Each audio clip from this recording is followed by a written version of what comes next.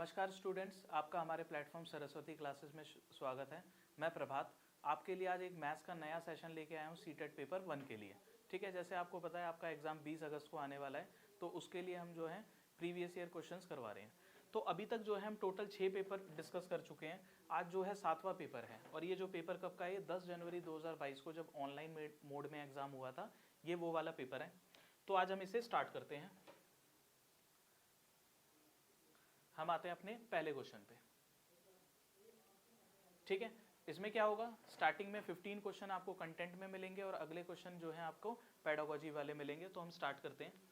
देखो क्वेश्चन में क्या कह रहा है, इफ द 8 डिजिट नंबर, मतलब एक 8 डिजिट का नंबर है, एक 8 अंकों की संख्या है और वो संख्या क्या है, देखो 26783298, 8 डिजिट का ये नंबर है, इज कंप्लीटली डिविजिबल बाय 11। मतलब वो कह रहा है ये जो 8 अंकों की जो संख्या दे रखी है, ये किससे पूरी तरह विभाजित हो रही है, 11 से।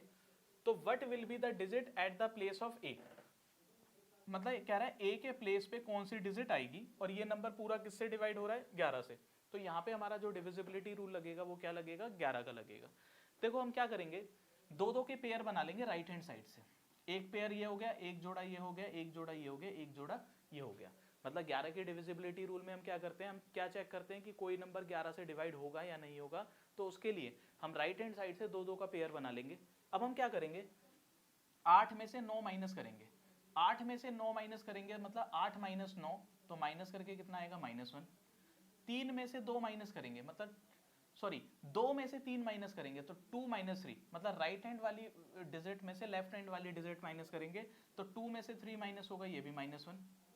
इसे छोड़ देते हैं। 6 में से 2 माइनस होगा तो ये होगा +4।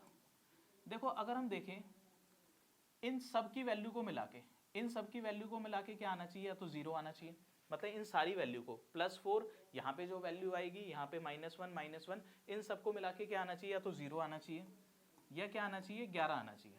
देखो 4 प्लस का है और ये 2 माइनस होंगे तो बचेगा कितना, 2। तो यहाँ पे कितना, मतलब ये क्या आएगा, +2 आएगा। तो यहाँ पे कितना होना चाहिए, यहाँ होना चाहिए हमारा, यहाँ पे जो हमारा होगा वो क्या होगा, -2 होगा, क्योंकि +4 -2 -1 मिल के ही तो 0 बनाएंगे। अब देखो a में से 7 माइनस होगा, तो देखो अगर ये 9 होगा तो 9 में से 7 माइनस हो गए तो +2 आएगा, तो बात नहीं बनेगी, इसका मतलब 9 तो होगा नहीं। तो -2 कैसे आएगा, जब 5 में से माइनस होगा 7, जब ही तो, सॉरी हाँ, जब 5 में से 7 माइनस होगा तभी तो -2 आएगा। तो इसका मतलब a की वैल्यू क्या होनी चाहिए, 5 होनी चाहिए। तो इसका मतलब फर्स्ट क्वेश्चन का हमारा आंसर क्या हो गया, सी हो गया। ठीक है, तो ये क्वेश्चन किससे था, डिविजिबिलिटी रूल से था। आपको डिविजिबिलिटी रूल में किस पे फोकस करना है, 2 पे, 3 पे, 4, 5, 6। उसके अलावा 8 का डिविजिबिलिटी रूल पता होना चाहिए, 9 का, 10 का और स्पेशली 11 का, उसके अलावा 15 का। तो यहां तक तो कम से कम आपको डिविजिबिलिटी रूल पता होने चाहिए कि 2 का विभाजकता का नियम क्या कहता है, 3 का, 4 का, 5 का, 6 का, इन नंबर का डिविजिबिलिटी रूल आपको आना चाहिए। क्योंकि अगर आप पिछले साल देखोगे तो हर शिफ्ट में जो है लगभग एक क्वेश्चन हमारा डिविजिबिलिटी रूल से आया है। अब अपने अगले क्वेश्चन पे आ जाते हैं, सेकंड क्वेश्चन पे। वो कह रहा है ऑब्जर्व द गिवन पैटर्न, मतलब ये जो नीचे जो पैटर्न दिया हुआ है इसे ऑब्जर्व करो। मतलब ये क्वेश्चन हमारा किस टॉपिक से आया हुआ है, पैटर्न के टॉपिक से आया हुआ है। And fill in the blank.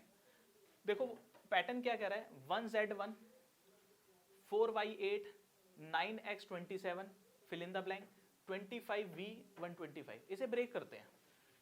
ये देखो 1, 4, 9 और 25। अब देखो ये 1 क्या है, 1 का स्क्वायर, 4 क्या है, 2 का स्क्वायर, मतलब ये 1 का स्क्वायर, 2 का स्क्वायर, 3 का स्क्वायर, और ये क्या है, 5 का स्क्वायर। 1 का स्क्वायर है, 2 का स्क्वायर है, 3 का स्क्वायर है, 5 का स्क्वायर है, तो बीच में क्या आना चाहिए, 4 का स्क्वायर, मतलब 16। मतलब ये जो फिल इन द ब्लैंक में जो हमारा नंबर शुरू होगा वो किससे होगा, 16 से। तो इसका मतलब देखो ये वाला ऑप्शन और ये वाला ऑप्शन तो खत्म हो गया, क्योंकि ये किससे शुरू हो रहा है, 27 से। अब लास्ट वाले को देखते हैं, इसको 1, 8, 27 और 125। ठीक है, हम इसे देखते हैं लास्ट वाले को क्या है हमारा। एक तो है 1, उसके अलावा 8, 27 और 125। अगर इसे ध्यान से देखोगे, 1 का क्यूब 1 होता है, 2 का क्यूब 8 होता है, 3 का क्यूब 27 होता है, 5 का क्यूब होता है 125। 1 का क्यूब, 2 का क्यूब, 3 का क्यूब, तो यहाँ क्या आएगा, 4 का क्यूब। 4 का क्यूब क्या होता है, 64। 4 का क्यूब क्या होता है 64, तो इसका मतलब 64 किस में, इसमें, तो यही हमारा आंसर हो गया। इसका मतलब क्वेश्चन नंबर 2 का हमारा आंसर क्या हो गया, डी हो गया। अब बीच वाला लेटर और देख लेते हैं, ये है Z Y X V। देखो ये क्या है, ये क्या चल रही है, अल्फाबेट चल रहे हैं अपोजिट में। V के बाद क्या आता है ABCDEFGH, ये V कौन से नंबर पे आता है हमारा 22वें पे। V के बाद क्या आएगा W, W के बाद क्या आएगा X, X के बाद क्या आएगा Y, और Y के बाद क्या आएगा Z। तो यहाँ पे हमारा क्या रहना चाहिए W। तो इसका मतलब जो ये मिसिंग नंबर है ये क्या होगा 16 W और 64। इसका मतलब ऑप्शन नंबर डी हमारा इस क्वेश्चन का आंसर होगा।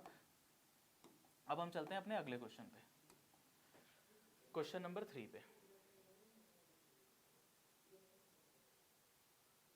ठीक है, क्वेश्चन नंबर देखो 3 जो कह रहा है,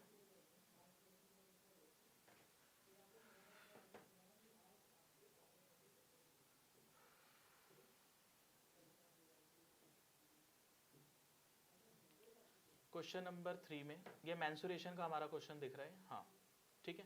वो कह रहा है a wire is bent in the form of rectangle, मतलब एक वायर है उसे किस में बेंड करा हमने, रेक्टेंगल। मतलब हमारे पास क्या होगी, एक लोहे की वायर होगी, उसे हमने मोड़ा और किस में फॉर्म कर दिया, रेक्टेंगल में।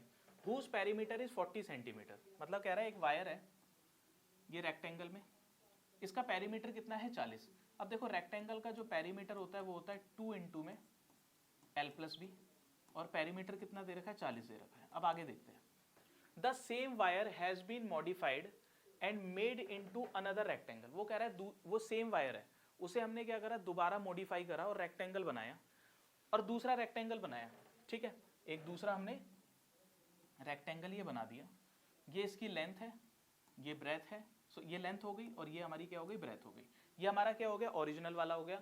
अब देखो आगे क्या कह रहा है, another rectangle whose length is 1/3 more than the length of initial rectangle. मतलब वो कह रहा है जो उसी वायर से हमने जो दूसरा रेक्टेंगल जो बनाया है उसकी जो लेंथ है वो ओरिजिनल वाले से कितनी ज्यादा है, 1/3।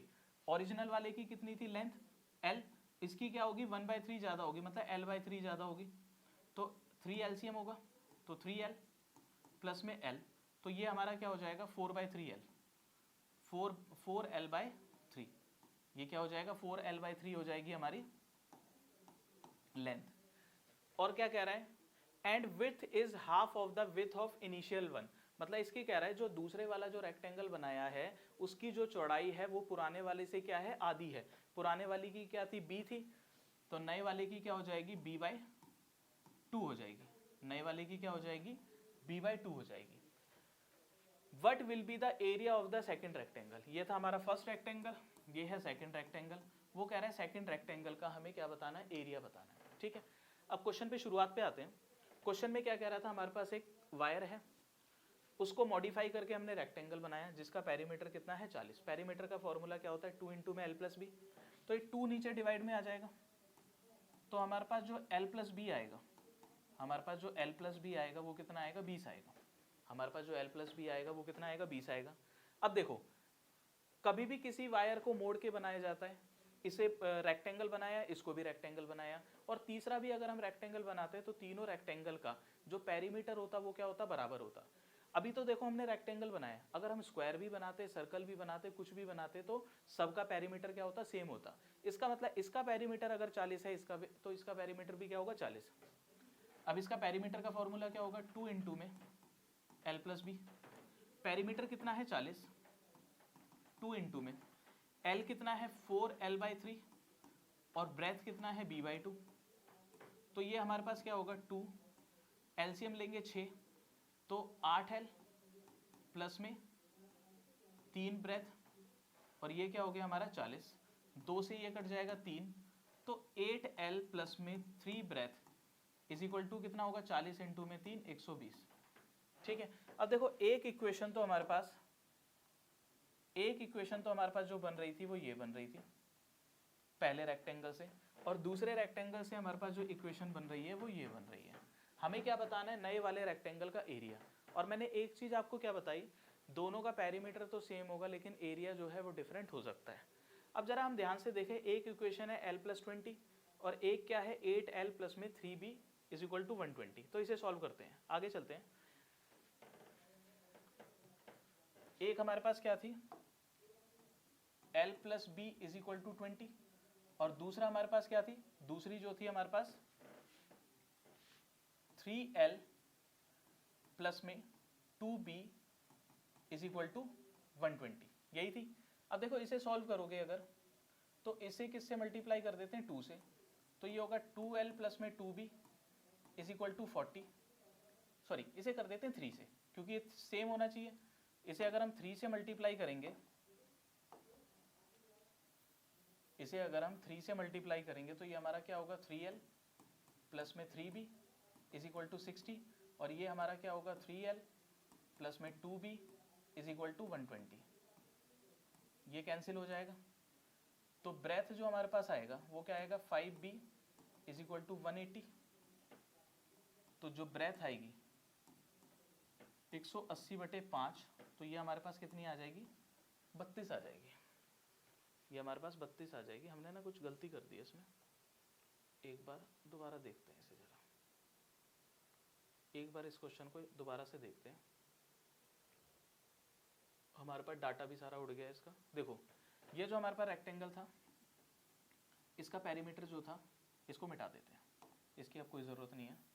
जो ओरिजिनल जो हमारे पास रेक्टेंगल था उसका पेरीमीटर कितना था हमारे पास, 40, और पेरीमीटर होता क्या है, 2 इंटू में L plus B is equal to 40, तो हमारे पास जो L प्लस बी आएगा वो कितना आएगा, 20 आएगा।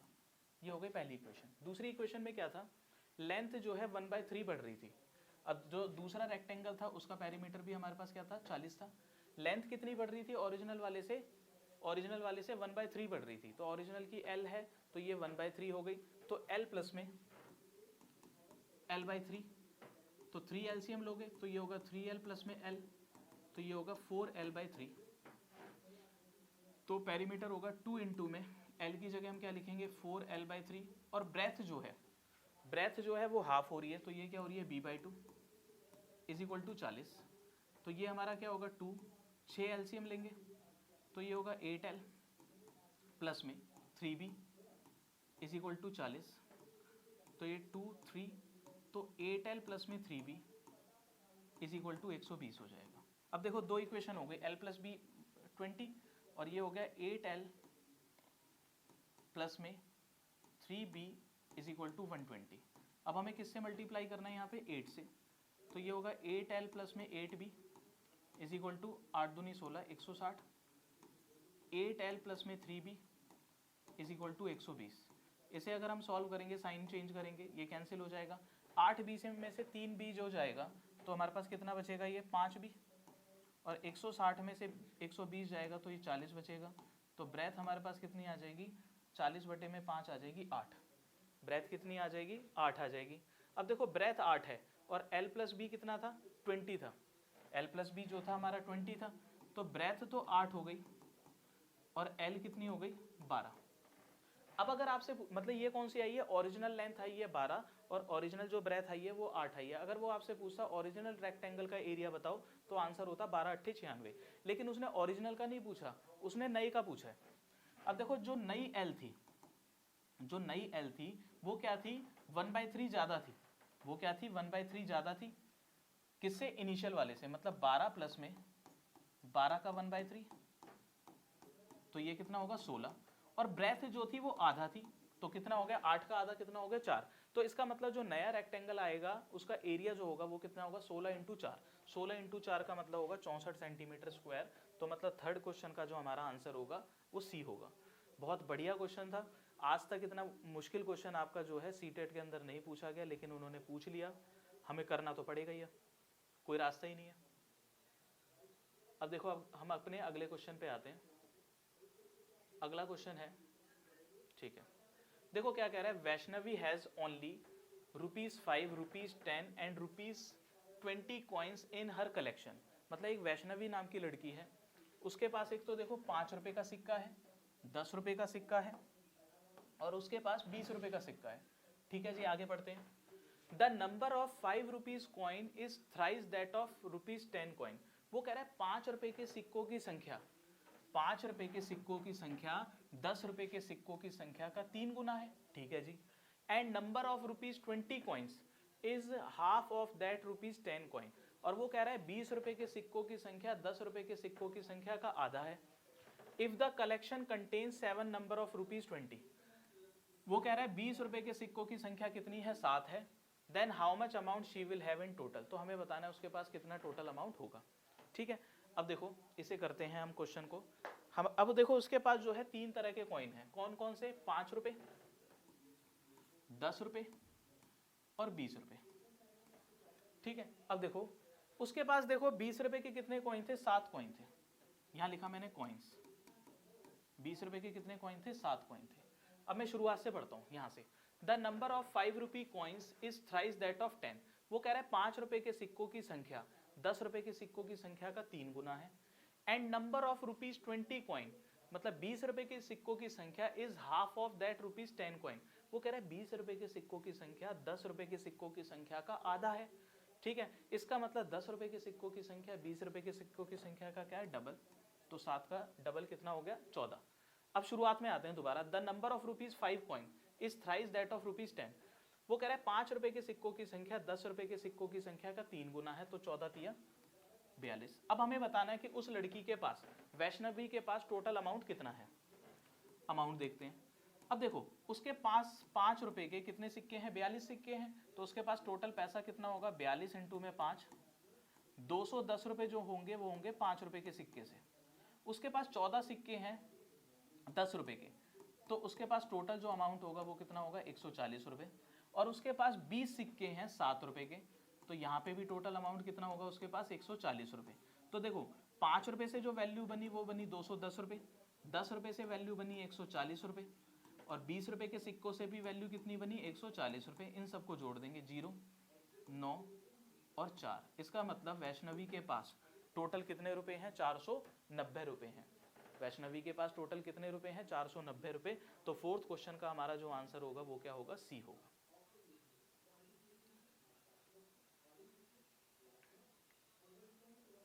अब देखो वो क्या कह रहा है, cube is a 3D shape, मतलब वो कह रहा है क्यूब जो है, घन जो है, एक 3D शेप है। ठीक है, whose all faces are identical, मतलब वो कह रहा है क्यूब जो है वो कैसी शेप है, 3D शेप है, जिसके सारे फेस जो होते हैं वो आइडेंटिकल होते हैं। आइडेंटिकल मतलब एक जैसे होते हैं।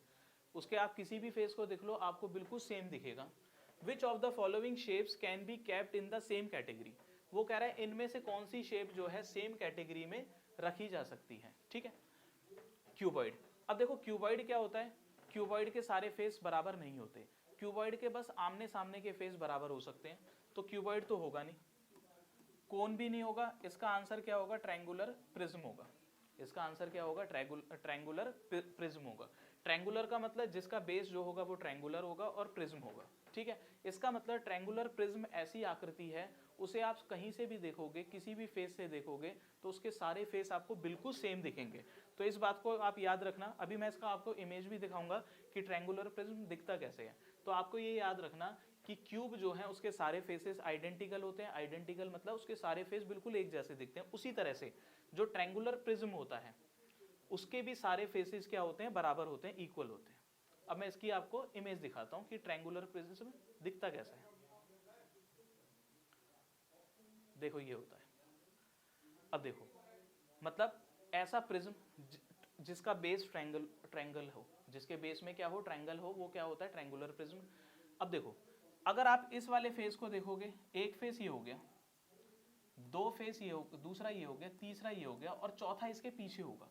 इन चारों को देखोगे तो सारे जो है आइडेंटिकल दिखेंगे। चारों को अगर आप रियल में देखोगे तो सारे कैसे दिखेंगे, आइडेंटिकल दिखेंगे। तो जो आपका ट्रायंगुलर प्रिज्म जो है उसके सारे फेस क्या होंगे, आइडेंटिकल होंगे। अब अपने अगले क्वेश्चन पे आ जाते हैं, क्वेश्चन नंबर 6 पे। क्वेश्चन नंबर 6 क्या कह रहा है, when asked to measure the height of the student in a group, मतलब एक ग्रुप है, उनमें हमने क्या बोला कि उनकी हाइट को हम क्या करेंगे, मेजर करेंगे। विच कंसिस्ट ऑफ 4 स्टूडेंट, मतलब एक ग्रुप है जिसमें टोटल कितने स्टूडेंट है, 4 स्टूडेंट है। उनकी हाइट को जो है हम मेजर करेंगे, उनकी हाइट का हम मेजरमेंट करेंगे, मापेंगे। Student found the following result. ठीक है,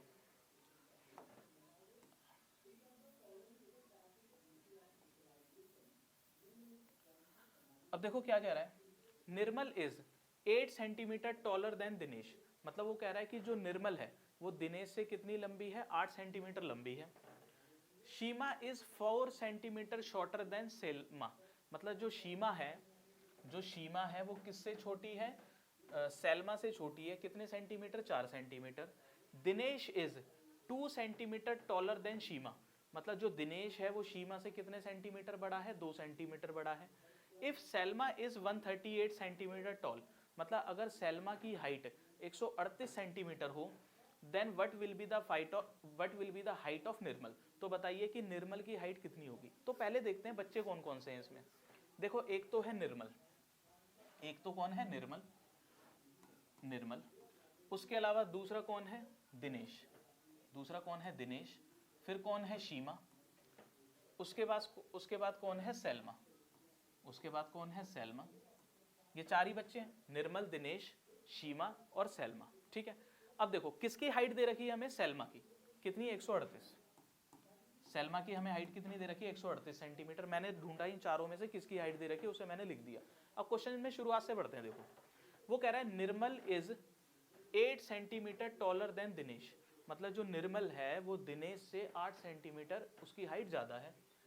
आगे Sheema is 4 centimetre shorter than Selma, मतलब वो कह रहा है जो शीमा है वो सेल्मा से 4 सेंटीमीटर छोटी है। Sheema is 4 centimetre shorter than Selma, Sheema जो है सेल्मा से 4 सेंटीमीटर छोटी है। सेल्मा की अगर हाइट 138 सेंटीमीटर है तो शीमा की हाइट 4 सेंटीमीटर कम होगी, 134 होगी। आगे ठीक है, Dinesh is 2 centimetre taller than Sheema, मतलब दिनेश जो है वो शीमा से 2 सेंटीमीटर ज्यादा लंबा है, तो ये होगा 134 प्लस में 2, 136। अब शुरुआत पे आते हैं दोबारा। Nirmal is 8 centimetre taller than Dinesh, मतलब जो निर्मल है वो दिनेश से 8 सेंटीमीटर ज्यादा लंबी है, तो इसका मतलब निर्मल की हाइट क्या होगी, 136 प्लस हाइट 8, 144। हमें क्या बताना है, किसकी हाइट बतानी है, निर्मल की। 144 कहाँ है, बी में है, तो इसका मतलब 6 क्वेश्चन का जो हमारा आंसर होगा, 6 का आंसर क्या होगा, बी होगा। इसका मतलब यहाँ पे जो निर्मल की हाइट होगी वो कितनी होगी, 144 सेंटीमीटर।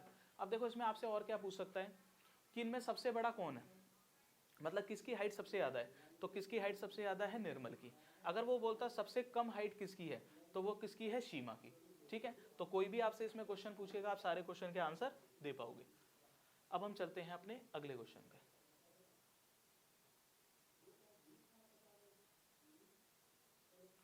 देखो द नंबर 9 करोड़, मतलब 9 करोड़ 19 लाख 19 लाख 9 करोड़ 19 लाख 90,000 मतलब 90,000 99 in figures can be written as, मतलब वो कह रहा है कि 9 करोड़ 19 लाख 90,99 को हम कैसे लिखेंगे। ठीक है, अब देखो सबसे पहले क्या करो, यहाँ करोड़ की बात हो रही है, कितने करोड़, 9 करोड़, तो हम चलेंगे इकाई दहाई सैकड़ा से। देखो इकाई दहाई सैकड़ा हजार 10,000 लाख 10 लाख करोड़, करोड़ पे आ गए तो कितनी डिजिट यूज हो रही है, 1 2 3 4 5 6 7 8, 8 डिजिट यूज हो रही है। इसका मतलब जो भी हमारा आंसर होगा उसमें कितनी डिजिट यूज होगी, 8। 1 2 3 3 और 4 7 गलत, 1 2 3 4 5 6 7 8 ठीक है, 1 2 3 3 और 4 7 गलत, 1 2 3 4 5 6 7 8, इसका मतलब इससे हमारी 2 जो है वो एलिमिनेट हो गए। अब देखो 9 करोड़ तो शुरुआत में आएगा 9 और 19 लाख मतलब 19 लाख, 9 तो आएगा ही आएगा ये 2 ऑप्शन में, और 19 लाख है, देखो 90 नहीं है 19 है, तो ये हमारा आंसर होगा। ठीक है, तो ये क्या होगा, 9 करोड़ 19 लाख 90,099, इसे हम ऐसे लिखेंगे, 9 करोड़ 19 लाख 90,099 को हम नंबर्स में ऐसे लिखेंगे। ठीक है, तो इसका मतलब 7th का जो हमारा आंसर होगा वो क्या होगा, बी होगा।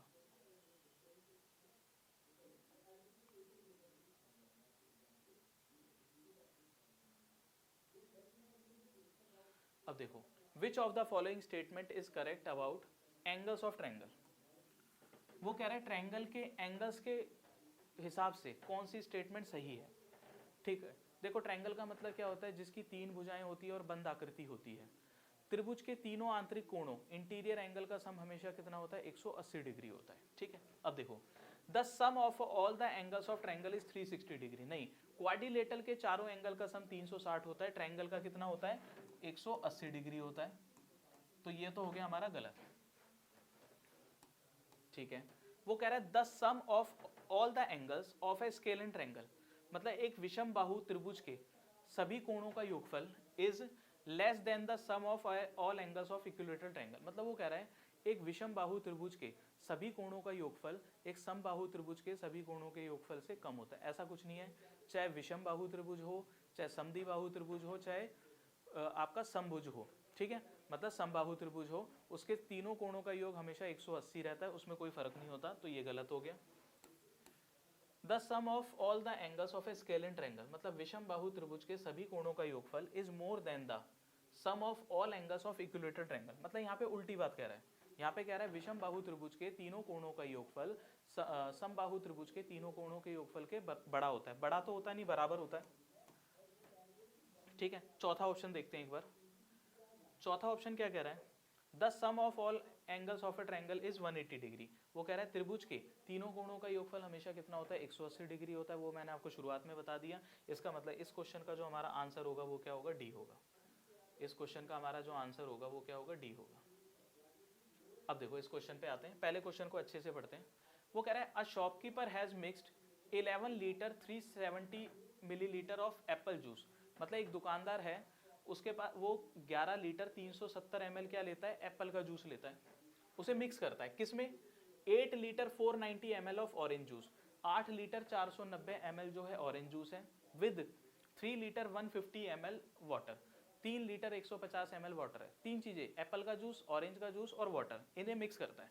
इसका मतलब देखो एप्पल, ऑरेंज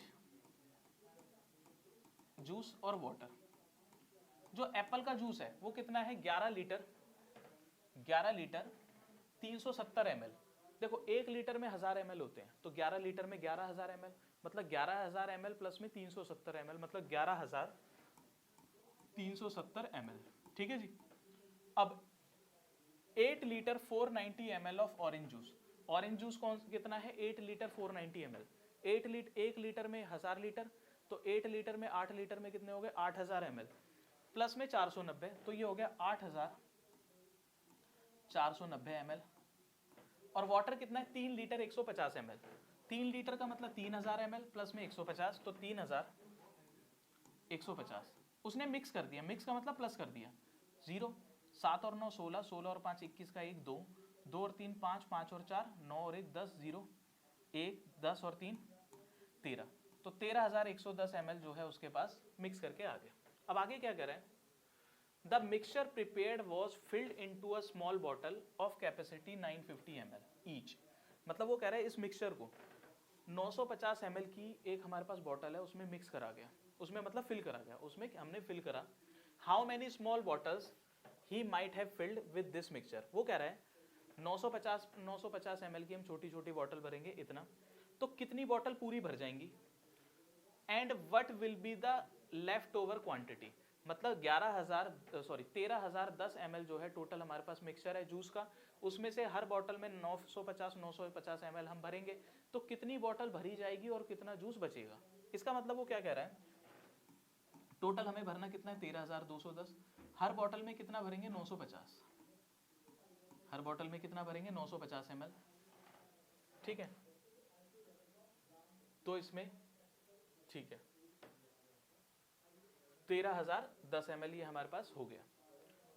अब देखो इसको हम डिवाइड करते हैं, तो एक पे जाएगा 950, 0 13 में से 5 गया, ठीक है, सॉरी, इसमें देखो जो हमारे पास बचा है वो कितना बचा है, 0 7 और 9 16, 16 और 5 21, 2 2 और 3 5, 5 और 4 9, 9 और 1 10, 0 10 एक बचा, 10 और 3 13, ये आएगा 23। ये क्या आएगा हमारे पास, ये आएगा 23,010 ml आएगा। टोटल जूस कितना आएगा 23,010 ml। अब देखो 23,010 ml को हमें फिल करना है और हर बॉटल में कितना फिल करना है 950 ml, तो 950 इंटू में 2 होता है 1800, 9 दूनी 18 और 1 1900, सॉरी ये कितना होगा हमारा 950 इंटू में 2 कितना होगा 1900, तो हम यहाँ पे क्या लिख देंगे 1900 लिख देंगे। एक में से 0 जाएगा, एक बचेगा 0, 23 में से 9 जाएगा 4 और 0, ठीक है। अब 950 को अगर मैं 4 से मल्टीप्लाई करूं तो 0, 4 पंजे 20, 0 2, 9 चौक 36 और 2 3800, तो 4 3800, 0 1 और 2।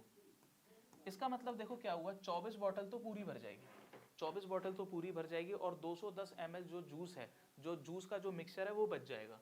तो 24 तो बॉटल और 210 ml ये, तो हमारा आंसर क्या होगा ए होगा। इसका मतलब 9th क्वेश्चन का हमारा आंसर क्या होगा ए होगा, ठीक है। तो ये अच्छा क्वेश्चन था और ये इसमें देखो दो चीजें यूज हो रही थी, एक तो मिक्सचर वाली चीज यूज हो रही थी और ये किसका कंसेप्ट है, रिमाइंडर थ्योरम का, तो इसमें रिमाइंडर थ्योरम का कंसेप्ट भी यूज हो रहा था।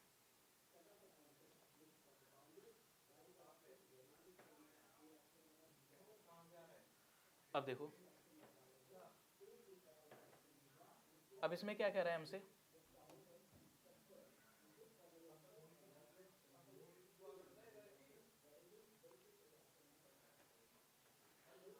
अब इस अपने अगले क्वेश्चन पे आ जाते हैं, ठीक है। क्वेश्चन नंबर 10 है, ठीक है। वो क्या कह रहा है, which among the following is या आर ट्रू। हमें बताना है इन चारों ऑप्शन इनमें से क्या ट्रू है। देखो 3 हमारे पास स्टेटमेंट दे रखी है, इसके बिहाफ पे हमें आंसर देना है। वो कह रहा है 7 इज फैक्टर ऑफ 91, मतलब 7 जो है 91 का गुणज है। मतलब इसका मतलब क्या है, 7 इज फैक्टर ऑफ 91, 7 जो है 91 का गुणज है। वो ये कहना चाहता है 7 ना 91 को डिवाइड कर देता है। वो कह रहा है 7 जो है वो 91 को डिवाइड कर देता है। 7 एकम 7, 2 7 या 21, बिल्कुल। इसका मतलब पहली वाली जो स्टेटमेंट है हमारी सही है। इसका मतलब ए तो आएगा ही आएगा, ए तो आएगा ही आएगा। अब देखो ए किस में नहीं है, ए जो है थर्ड ऑप्शन में नहीं है, इसका मतलब थर्ड ऑप्शन हमारा एलिमिनेट हो गया। वो कह रहा है 13 इज अ मल्टीपल ऑफ 117। वो कह रहा है 13 जो है 117 का मल्टीपल है। नहीं, 117 के मल्टीपल पता है क्या है, 117, 234, ठीक है, 351, ये है मल्टीपल। 117 के जो गुणज होंगे वो ये होंगे, 13 नहीं होगा। 13 जो है 117 का फैक्टर है लेकिन मल्टीपल नहीं है, तो ये हो गया हमारा गलत। इसका मतलब बी वाला हमारा आंसर नहीं होगा। बी इसमें है, बी इसमें है, इसका मतलब आंसर हमारा क्या होगा, ये वाला होगा, ए एंड सी वाला। एक बार सी को और चेक कर लेते हैं। वो कह रहा है 21 इज अ मल्टीपल ऑफ 7, मतलब 21 जो है 7 का गुणज है। देखो 7 के गुणज क्या होंगे, 7, 14, 21, 28। तो देखो 21 जो है 7 का मल्टीपल है, 21 जो है 7 का मल्टीपल है। इसका मतलब ए भी सही है और सी भी सही है। इसका मतलब हमारा आंसर क्या होगा, बी होगा। तो क्वेश्चन नंबर 10 का जो आंसर होगा वो हमारा क्या होगा, बी होगा। आई होप सो आप लोगों को चीजें समझ आ रही होंगी, ठीक है। यहाँ पे हमारा कंसेप्ट किसका यूज हुआ है, फैक्टर का और मल्टीपल का।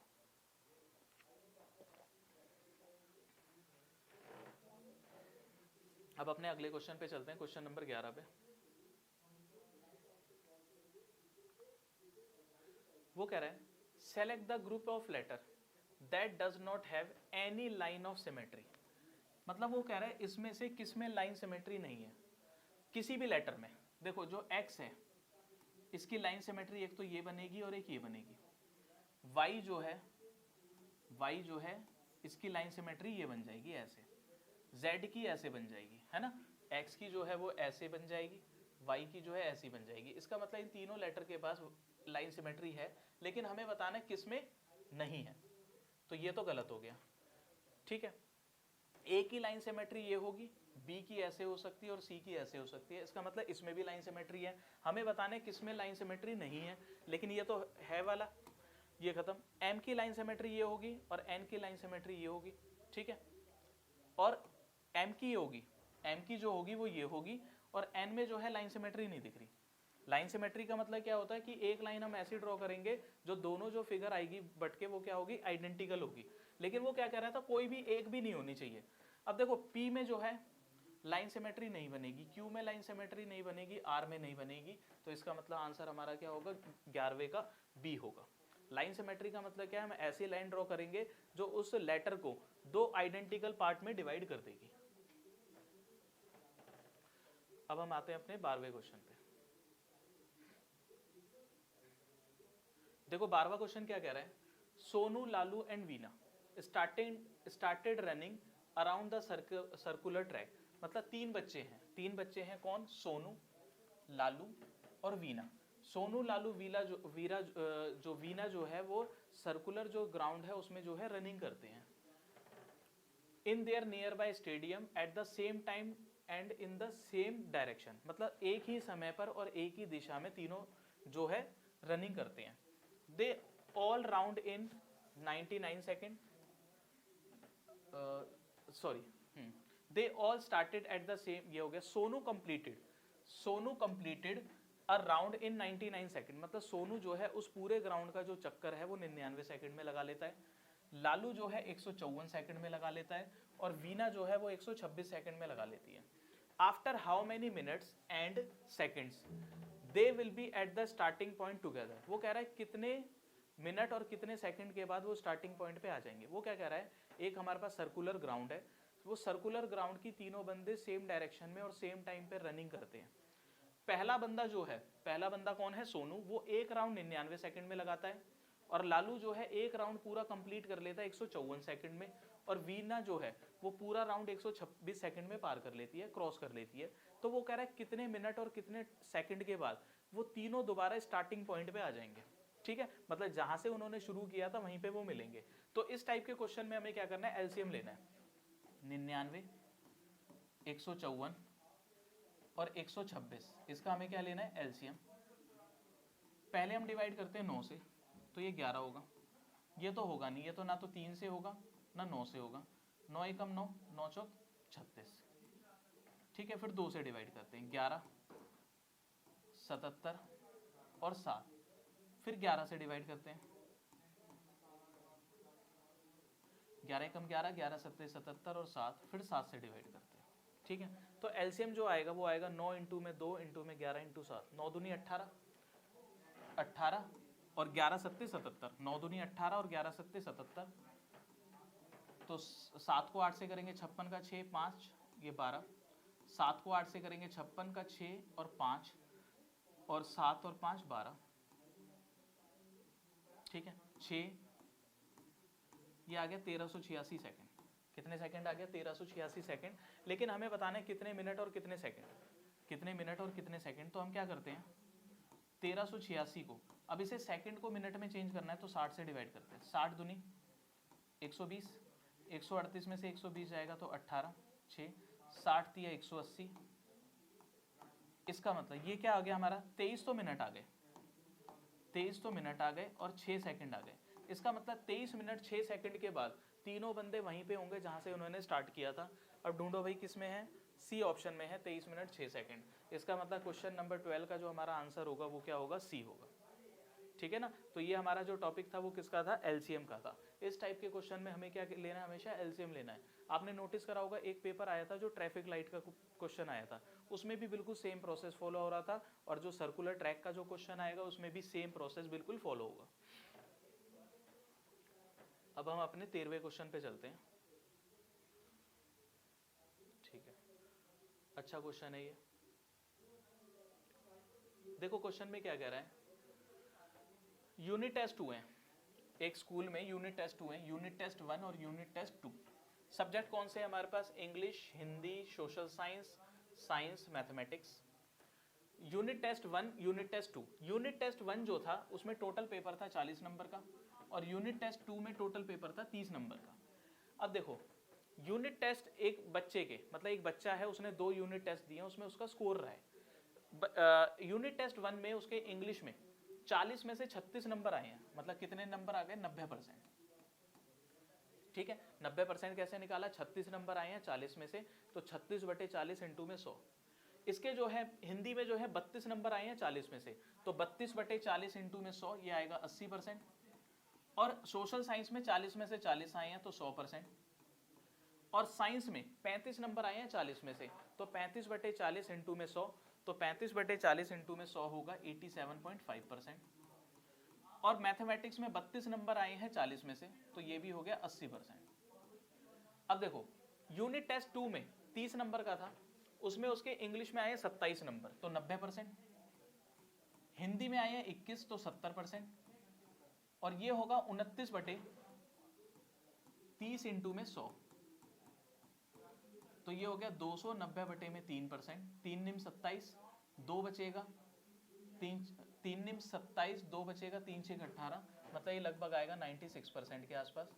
ये हो गया 100%, ये हो गया 90%। इसमें कैलकुलेशन बहुत करनी पड़ेगी, ये मुश्किल क्वेश्चन है, ये मुश्किल क्वेश्चन की कैटेगरी में आएगा। Which among the following is correct, वो कह रहा है कौन सा सही है। देखो ध्यान से पढ़ना इसे, percentage of marks in all subject except social science has increased in unit test 2। वो कह रहा है यूनिट टेस्ट 2 में, यूनिट टेस्ट के कंपैरिजन में परसेंटेज ऑफ मार्क्स जो हैं वो बढ़े हैं, किसको छोड़ के, सोशल साइंस को छोड़ के। मतलब वो क्या कह रहा है, percentage of marks in all subject except social science has increased in unit test 2, मतलब यूनिट टेस्ट 2 में सोशल साइंस के अलावा बाकी सब में परसेंटेज ऑफ मार्क्स बढ़े हैं। 90 से 90 बढ़े नहीं है, बराबर ही है। 80 से 70 घट गए, तो ये तो गलत हो गया, ये तो हमारा क्या हो गया, गलत हो गया। अब अगला देखते हैं, percentage of marks in Hindi is same in both test. वो कह रहा है हिंदी में जो परसेंटेज मार्क्स है वो दोनों टेस्ट में सेम है। हिंदी कहाँ गया जी, हिंदी है 80%, 70% नहीं, ये तो अलग अलग है। ठीक है, अब ये देखते हैं, चौथा देखते हैं, percentage of marks in English and Hindi together is more in unit test 2।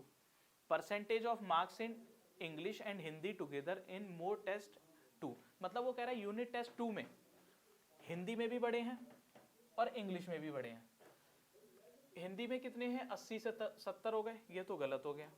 Aggregate percentage of marks in unit test 1 is less than that of 2, तो इसका आंसर होगा ये। ठीक है, मतलब हमने क्या करा, 4 में से 3 एलिमिनेट कर दिए और तीसरा हमारा जो बचा है वो हमारा क्या बचा है, सही। तो इसका मतलब क्वेश्चन नंबर 13 का आंसर क्या होगा, सी होगा। क्वेश्चन नंबर 13 का जो आंसर होगा वो क्या होगा, सी होगा। ये मुश्किल क्वेश्चन था, ठीक है ना, क्योंकि इसमें जो है परसेंटेज का यूज था और प्राइमरी लेवल पे परसेंटेज का यूज हमारा नहीं होता, लेकिन इन्होंने क्वेश्चन दे दिया। अब हम अपने अगले क्वेश्चन पे चलते हैं।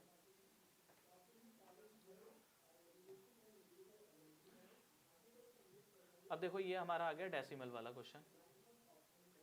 अब इसे हमें लगाना है डिसेंडिंग ऑर्डर में। आपको ध्यान होगा जो हमने पिछला टेस्ट करा था, टेस्ट नंबर 6 जो करा था, मॉक टेस्ट जो प्रीवियस ईयर पेपर था, उसमें हमें लगाना था असेंडिंग ऑर्डर में। इसमें हमें किस में लगाना है, डिसेंडिंग ऑर्डर में। असेंडिंग ऑर्डर का मतलब क्या है, बढ़ते हुए क्रम में। डिसेंडिंग ऑर्डर का मतलब क्या है, घटते हुए क्रम में। इसका मतलब डिसेंडिंग ऑर्डर में जो सबसे शुरुआत में आएगा वो सबसे बड़ा नंबर आएगा, सबसे बड़ा नंबर आएगा सबसे शुरुआत में। ठीक है, अब देखो ये क्या है, 0.431, 0.4531 पॉइंट, ये देखो यहाँ पे क्या है, डेसिमल से पहले 0 है, मतलब डेसिमल से पहले सेम डिजिट है। सबसे पहले हमें क्या देखनी है, डेसिमल से पहले सेम डिजिट होनी चाहिए, सेम है, मतलब ये सारे जो हैं एक ही कैटेगरी में आ रहे हैं। उसके अलावा डेसिमल के बाद कितनी डिजिट है, 4 4 4 4 और 4। अब देखो हम क्या करेंगे, इसमें हमें इसे क्या लगाना है, डिसेंडिंग ऑर्डर में, मतलब घटते हुए क्रम में। इसे पढ़ो, क्या है 431, ये क्या है 4531। अब देखो 4531 4351 से तो बड़ा हो गया, लेकिन हमें कैसे क्रम में लगाना है, घटते हुए क्रम में। और इससे पहले आपको एक चीज और देखनी है कि डेसिमल के बाद सेम डिजिट होनी है, 4 होनी चाहिए। 4 है 4 है 4 है 4 है और 4 है। 431 जो 51 जो है और 4531 ये जो है इससे बड़ा है और हमें लगाना है घटते हुए क्रम में, तो ये गलत हो गया। ये है देखो 5431, ये है 5143, ये भी घट गया, बढ़ना चाहिए था। सॉरी, ये तो घटना चाहिए, क्योंकि हमें किस में लगाना है, डिसेंडिंग ऑर्डर में लगाना है। भाई 5413 से 5143 हुआ, लेकिन यहाँ पे फिर बढ़ गया, घटते रहना चाहिए, ये गलत हो गया। 5431 से 5341 हुआ, घट गया, फिर 5143 हुआ, घट गया, फिर 4531 हुआ, घट गया, फिर ये 4351 हो गया। तो इसका आंसर हमारा क्या होगा, सी होगा। 14th का आंसर हमारा क्या होगा, सी होगा। यहाँ पे हमें क्या देखना है, डेसिमल से पहले सेम डिजिट होनी चाहिए, डेसिमल के बाद जो टोटल डिजिट होनी चाहिए वो सेम होनी चाहिए। नहीं होगी तो हम लास्ट में 0 लगा देंगे और हम क्या है, इग्नोर करके इसे देखेंगे, तो हमें आराम से आंसर इसका मिल जाएगा। तो 14th क्वेश्चन का हमारा जो आंसर होगा वो क्या होगा, सी होगा। अब इसमें लास्ट क्वेश्चन हमारा कंटेंट का रहता है, उसे एक बार देख लेते हैं हम लोग। क्वेश्चन नंबर 15,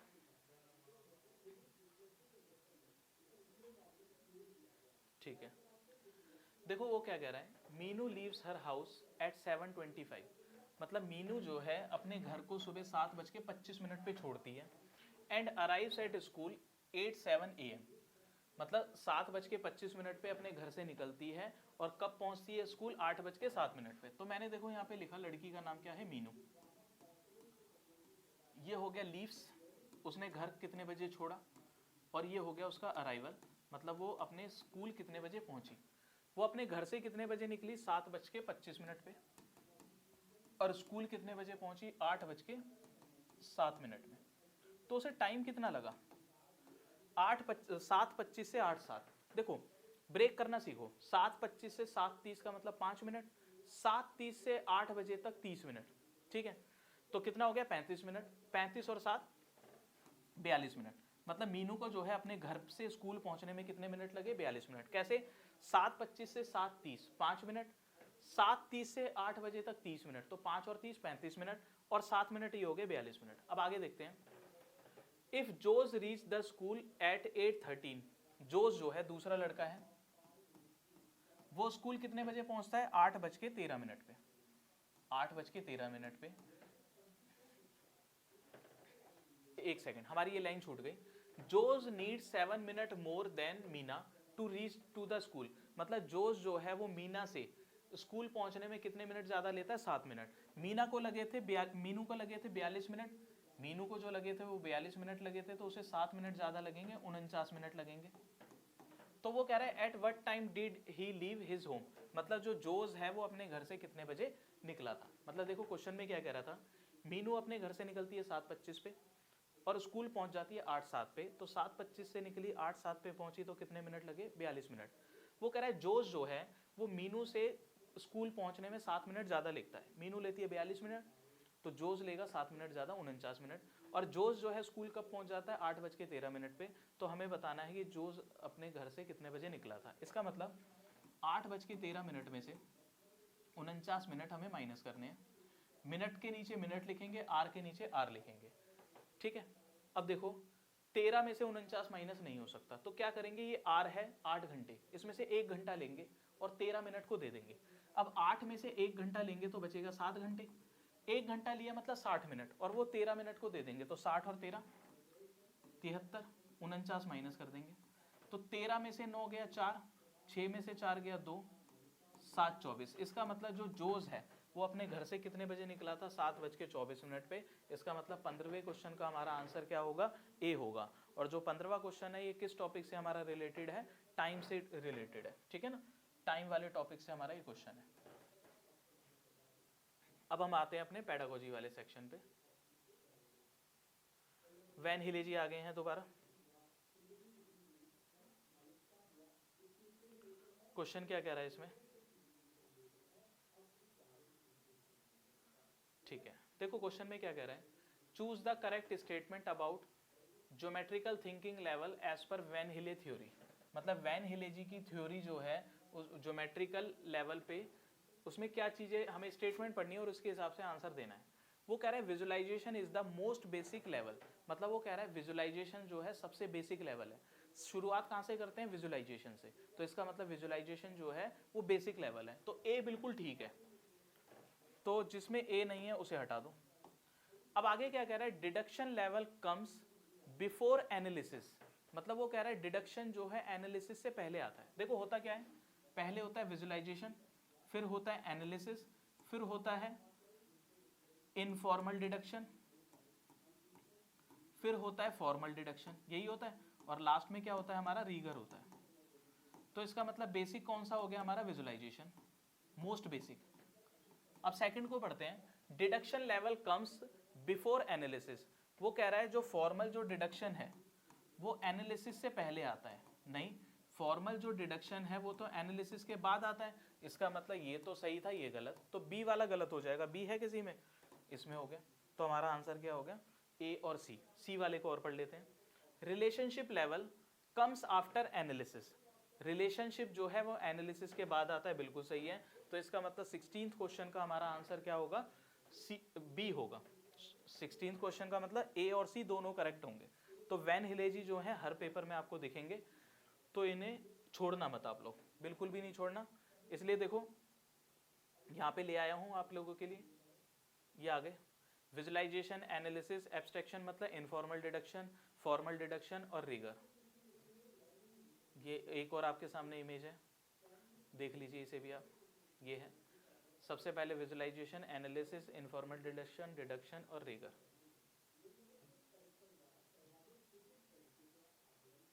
अब देखो फिर आ गया, दोबारा रिपीट हो रहा है क्वेश्चन, पहले भी हम दूसरे पेपर्स में कर चुके हैं इसे। वो कह रहा है which of the following statement is are true for mathematics curriculum. वो कह रहा है मैथमेटिक्स करिकुलम के हिसाब से कौन सी चीजें मतलब सही है। देखो इसकी मैंने विशेषता बताई थी, एम्बिशियस होना चाहिए, कोहेरेंट होना चाहिए और क्या होना चाहिए, इंपॉर्टेंट होना चाहिए। अब क्या कह रहा है, it must be static in nature. Static का मतलब नेचर टू प्रोवाइड स्टेबिलिटी, मतलब वो कह रहा है इसमें फ्लेक्सिबिलिटी नहीं होनी चाहिए, स्टेबिलिटी स्टैटिक होना चाहिए, स्थिर होना चाहिए। इस बात को हमेशा याद रखना, जो हमारा नेचर जो होता है, जो हमारा जो नेचर होता है किसका, मैथमेटिक्स करिकुलम का, वो स्टैटिक नहीं होना चाहिए, वो क्या होना चाहिए, फ्लेक्सिबल होना चाहिए। तो ये तो बिल्कुल गलत हो गया, ए वाला हमारा गलत हो गया। तो ए किसमें है, इसमें हटा दो। इट शुड बी कोहेरेंट, ठीक है, कोहेरेंट होना चाहिए, कोहेरेंट, एम्बिशियस और इंपॉर्टेंट, तो ये तो सही होगा। बी वाला हमारा आएगा, ठीक है, वैसे इसी से हमें आंसर मिल गया। It should not be flexible, नहीं, ये फ्लेक्सिबल होना चाहिए, it should be flexible but it should not be static in nature. तो इसका मतलब ओनली बी इसमें हमारा आंसर हो जाएगा। क्लियर है? तो इस बात को याद रखना, मैथ्स का जो हमारे करिकुलम है वो क्या होना चाहिए, स्टैटिक नहीं होना चाहिए, फ्लेक्सिबल होना चाहिए। उसके अलावा इंपॉर्टेंट होना चाहिए, एम्बिशियस होना चाहिए। इंपॉर्टेंट मतलब महत्वपूर्ण, एम्बिशियस मतलब महत्वाकांक्षी और कोहेरेंट मतलब सुसंगत। अब हम अपने अगले क्वेश्चन पे आते हैं। वो कह रहा है according to NCF 2005 which of the following aims of teaching mathematics is least appropriate for primary classes. मतलब वो कह रहा है कि प्राइमरी क्लासेस पे देखो एनसीएफ 2005 के अनुसार which of the following aim of teaching mathematics is least appropriate for primary classes. Primary classes पे जो हम मैथ्स पढ़ाते हैं उसका सबसे कम हमारा उद्देश्य क्या है, सबसे कम उद्देश्य हमारा क्या है, डेवलपिंग इंटरेस्ट इन मैथमेटिक्स। ठीक है, मैथमेटिक्स में इंटरेस्ट को डेवलप करना ये हमारा उद्देश्य है। लेकिन हमें क्या देखना है, जो सबसे कम इंपॉर्टेंट उद्देश्य है हमें उस पर टिक करना है। नर्चरिंग द एस्टिमेशन स्किल, बिल्कुल एस्टिमेशन स्किल को नर्चर करना। देखो इन दोनों के हिसाब से देखेंगे तो ये हमारा बेटर है। आगे मास्टरी ऑफ एल्जेब्रिक स्किल, हमें क्या बताना है, लीस्ट अप्रोप्रिएट बताना है, लीस्ट अप्रोप्रिएट बताना है। नर्चरिंग द स्पेशल अंडरस्टैंडिंग, देखो अगर मैं आपसे बात करूं, जो हम मैथ्स पढ़ाते हैं, हम जो मैथ्स पढ़ाते हैं प्राइमरी लेवल के बच्चों को, उस मैथ्स को पढ़ाने का हमारा ऑब्जेक्टिव होता है। तो दो तरह के ऑब्जेक्टिव होते हैं, एक तो होते हैं बहुत ज़्यादा इंपॉर्टेंट ऑब्जेक्टिव और एक होते हैं लीस्ट इंपॉर्टेंट। अगर मैं बहुत ज़्यादा इंपॉर्टेंट की बात करूं तो इंपॉर्टेंट सबसे ज़्यादा कौन सा है, ये है, ये वाला। कौन सा, nurturing the special understanding. Special understanding से क्या होगा, बच्चों में जो है फिगर्स को आइडेंटिफाई करने की स्किल्स डेवलप होगी। उसके अलावा एस्टिमेशन स्किल होगा, इंटरेस्ट भी होगा। लेकिन एल्जेब्रिक स्किल में मास्टर्स बनाना, क्योंकि देखो पहली बात तो प्राइमरी लेवल पे एल्जेब्रा आता ही नहीं है। क्यों नहीं आता, क्योंकि हमें उसे बच्चों को उसमें मास्टर नहीं बनाना। तो इसका मतलब ये लीस्ट हमारा जो है होगा, लीस्ट अप्रोप्रिएट ऑब्जेक्टिव होगा, एम होगा प्राइमरी लेवल की क्लासेस के लिए। तो इसका मतलब 18th क्वेश्चन का जो हमारा आंसर होगा वो क्या होगा, सी होगा। अब अपने अगले क्वेश्चन पे आते हैं, 19वें क्वेश्चन पे। वो कह रहा है which of the following statement is not true for activity oriented teaching. Not true, वो कह रहा है कौन सी स्टेटमेंट ऐसी है जो एक्टिविटी ओरिएंटेड टीचिंग में ट्रू नहीं है in a mathematics classroom. helps in enabling student to applying knowledge in a new situation, helps in enabling a student to apply knowledge in a new situation, मतलब बच्चों की मदद करना, जो knowledge उनके पास पहले से मैथ्स की है उसे नई सिचुएशन में कैसे यूज करेंगे। ये हो गया एक्टिविटी ओरिएंटेड। ठीक है, तो एक्टिविटी ओरिएंटेड का ये ऑब्जेक्टिव है। एक्टिविटी ओरिएंटेड अगर आप कराओगे तो बच्चों को उससे बेनिफिट क्या मिलेगा, जो बच्चों के पास पूर्व ज्ञान है उस ज्ञान को यूज करके जो है नई प्रॉब्लम्स में उसे यूज करेंगे, जिससे उन्हें बेनिफिट मिलेगा। हमें नोट बताना है तो ये तो गलत हो गया। Encourage learning by active participation, देखो एक्टिविटी अगर होगी तो बच्चों की एक्टिव पार्टिसिपेशन होगी, मतलब बच्चा और टीचर दोनों आपस में कम्युनिकेट करेंगे, एक्टिव होंगे। तो ये हमें ढूंढना है नोट वाला, हटा दो इसे। एनकरेज रोट मेमोराइजेशन, कई बार आ गया। रोट मतलब रटना और मेमोराइजेशन मतलब याद करना। देखो एक्टिविटी ओरिएंटेड टीचिंग का ये बिल्कुल उद्देश्य नहीं है कि बच्चों को रटवा के याद कराया जाए, तो ये हो जाएगा गलत। गलत वाला मतलब हमें यही वाला चाहिए था, तो आंसर होगा ये, ठीक है। Stimulate the thinking of the child, ये भी बिल्कुल ठीक है, तो इसका आंसर होगा हमारा 19वें का सी। अब हम चलते हैं अपने अगले क्वेश्चन पे।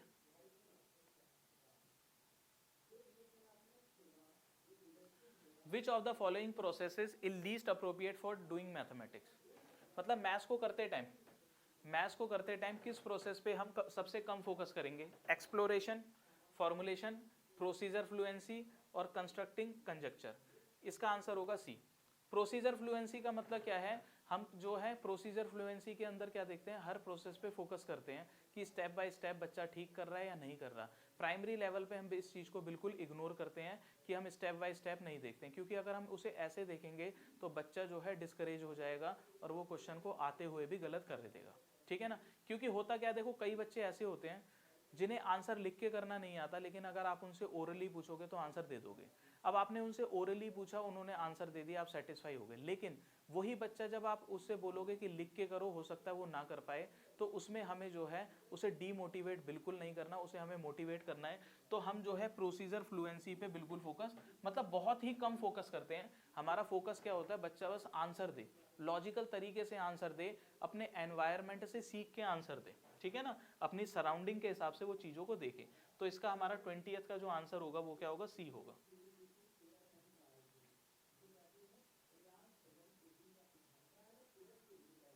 अब देखो, विच of the following need not be in aspect unit planning in mathematics. Which of the following need not be an aspect of unit planning in mathematics, ठीक है। मतलब वो कह रहा है यूनिट प्लानिंग, मतलब यूनिट को पढ़ाते टाइम जो हम प्लानिंग करते हैं इसमें किस एस्पेक्ट की जरूरत नहीं है। Tentative and temporal distribution of the content and relevant pedagogic process, ठीक है। मतलब इसका मतलब देखो क्वेश्चन में हमसे क्या कर रहा है, जब हम किसी टॉपिक को पढ़ाते हैं, किसी टॉपिक को हम पढ़ाते हैं तो किस एस्पेक्ट को, यूनिट प्लानिंग। यूनिट प्लानिंग का मतलब क्या है, किसी यूनिट को पढ़ाते टाइम जो हमें प्लानिंग करनी है। मतलब हमें जाना है क्लास में, बच्चों को मैंने सोचा कि आज मेरे को फ्रैक्शन पढ़ाना है, तो फ्रैक्शन पढ़ाते टाइम मैं किस तरीके से फ्रैक्शन को पढ़ाऊंगा, कौन सी चीज़ को मैं शुरुआत में लाऊंगा, कौन सी चीज़ को उसके बाद, कौन सी चीज़ लास्ट में आएगी, तो इसे हम क्या कहेंगे, यूनिट प्लानिंग कहेंगे।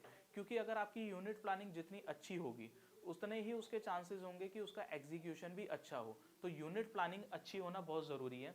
लेकिन हमें कौन सा एस्पेक्ट देखना है जिसकी ज़रूरत नहीं है, वो कह रहा है tentative and temporal distribution of the content and relevant pedagogic process. आगे, planning of unit strictly in order. देखो अभी हमने क्या कहा था कि जो मैथ्स का जो करिकुलम है वो फ्लेक्सिबल होगा, स्टैटिक नहीं होगा। वो कह रहा है strictly in order as given in the textbook, मतलब जिस हिसाब से टेक्स्ट बुक में दी हुई है वैसे ही हमें फॉलो करना है, बिल्कुल फॉलो नहीं करना, ठीक है। तो इसका मतलब इसका आंसर हमें यही मिल गया। फिर भी आगे देखते हैं। Planning and identification of relevant pedagogic resources for a given set of conceptual area, बिल्कुल। Scope for adoption and modification of teaching strategies according to the learner requirement, ठीक है। तो इसका मतलब इसका जो हमारा आंसर होगा वो क्या होगा, बी होगा। मतलब किसी भी टॉपिक को यूनिट प्लान करते टाइम हमें फ्लेक्सिबल होना पड़ेगा। ऐसा हो सकता है कि हम प्लान करके जाएं कि कोई चीज़ हमें तीसरा क्वेश्चन हमें कराना है, ठीक है, तो ऐसा भी हो सकता है कि बच्चों का लेवल अगर अच्छा हो तो तीसरे क्वेश्चन को हमें स्किप करें। मतलब क्लास के हमें एनवायरनमेंट के हिसाब से, बच्चों के लर्निंग प्रोसेस के हिसाब से हमें यूनिट प्लान में जो है क्लास में भी चेंजेस करने पड़ सकते हैं। तो हमें जो है फ्लेक्सिबल होना चाहिए। तो इसका जो आंसर होगा 21 का वो क्या होगा, बी होगा। अब देखो क्वेश्चन क्या है।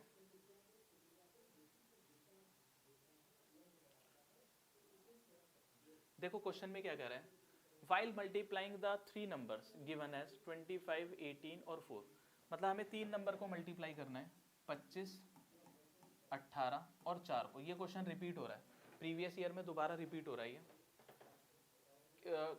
A student calculates in the following manner, ठीक है। एक बच्चा जो है इस तरीके से कैलकुलेट करता है, वो देखता है देखो अब तीनों नंबर को मल्टीप्लाई करना है तो किन्हीं दो नंबर को पहले मल्टीप्लाई करना पड़ेगा, उसका जो प्रोडक्ट आएगा उसे तीसरे नंबर से मल्टीप्लाई करोगे। तो बच्चे ने देखा 25 को पहले मैं 18 से मल्टीप्लाई करता हूँ, इसका जो भी सॉल्यूशन आएगा उसे मैं 4 से मल्टीप्लाई करूंगा, ये वाला।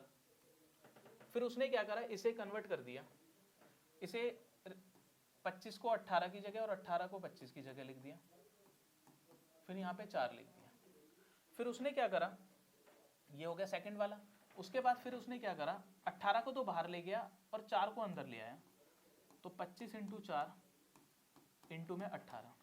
ठीक है, अब एक चीज देखो, ये वाला मल्टीप्लिकेशन इजी रहेगा, ये इजी रहेगा या ये इजी रहेगा? सबसे इजी ये रहेगा, क्योंकि 25 4 100 और 18, 100 को सीधा 18 से मल्टीप्लाई करेंगे तो 1800, तो इसमें जो है मल्टीप्लिकेशन इजी हो जाएगी। इसका मतलब बच्चे ने स्मार्ट अप्रोच दिखाई है। Which of the following properties of multiplication of numbers the student has use, मतलब मल्टीप्लिकेशन की किस प्रॉपर्टी को बच्चे ने यूज करा है। तो इसमें ध्यान रखना, एक तो कम्यूटेटिव, कम्यूटेटिव का मतलब क्या है, एक को उधर ले गया एक को इधर ले गया, और एसोसिएटिव, एसोसिएटिव मतलब दो नंबर को ऐसे एसोसिएट करा जिसे मल्टीप्लाई करना जो है इजी होगा। तो इसका जो आंसर होगा 22 का, वो हमारा क्या होगा, बी होगा। ठीक है, अब हम अपने अगले क्वेश्चन पे चलते हैं। एनसीएफ 2005 से फिर क्वेश्चन आ गया। क्वेश्चन है, according to NCF 2005, which of the following most appropriately explains the meaning of mathematization of child thought process?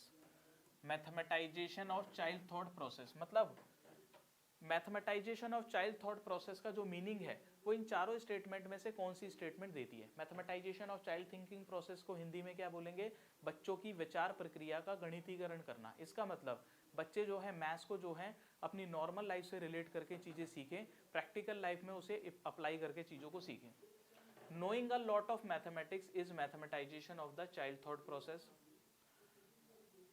वो कह रहा है बहुत सारी मैथ्स को जानना ही, बहुत सारी मैथ्स को जानना ही mathematisation of child thinking process है। देखो एनसीएफ 2005 ये कहता है कि बहुत सारी मैथ्स जानने के बजाय इंपॉर्टेंट मैथ्स को जानना ज़्यादा इंपॉर्टेंट है। लेकिन इसमें फर्स्ट ऑप्शन में क्या कह रहा है कि इसका मीनिंग वो ये कह रहा है कि बहुत सारी मैथ्स को जानना ही, knowing a lot of mathematics is mathematisation of child thinking process, ये गलत है। Solving more question in mathematics, देखो कभी भी ये आ जाए तो ये नेगेटिव है, खत्म करो। Knowledge of numbers and operation on them is mathematisation of child thought process, मतलब क्या कह रहा है, बच्चों को नंबर्स की नॉलेज हो, knowledge of numbers and operation on them, और उन पर क्रिया करना, ये है। अगला है making mathematics as a part of child life experience. मैंने क्या बोला था अभी, mathematisation of child thinking process का मतलब क्या है, बच्चे जो है प्रॉब्लम को अपनी रियल लाइफ से रिलेट करके प्रॉब्लम को सॉल्व करें। Making mathematics as a part of child life experience and day to day conversation is mathematisation of child thought process. तो इसका जो परफेक्ट आंसर होगा वो हमारा क्या होगा, डी। इसका मतलब 23 का क्या हो गया, डी।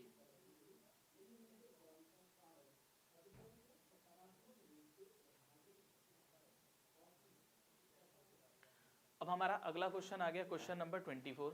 क्वेश्चन नंबर 24 क्या कह रहा है, which of the following method, which of the following method, which of the following method of assessment in mathematics is most appropriate of for student facing math anxiety.